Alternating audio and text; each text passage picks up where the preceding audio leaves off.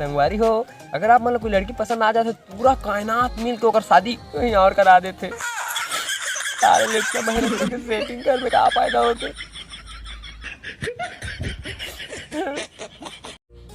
अरे बस हाँ बोलने वाला रही से हो, फिर जेब ले चॉकलेट निकालत बीड़ी निकाल पा रहे हो।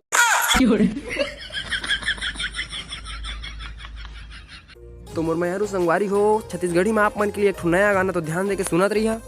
मैं जावत हवा दूर तुमन आवाज देहू का, मैं जावत हवा दूर तुमन आवाज देहू का। लेकिन दारू चिकना संग में रही तभी मोला आवाज देहू भाई, जाना था इतना फालतू के टाइम पास करे, मोर पास टाइम वाइम नहीं रहे।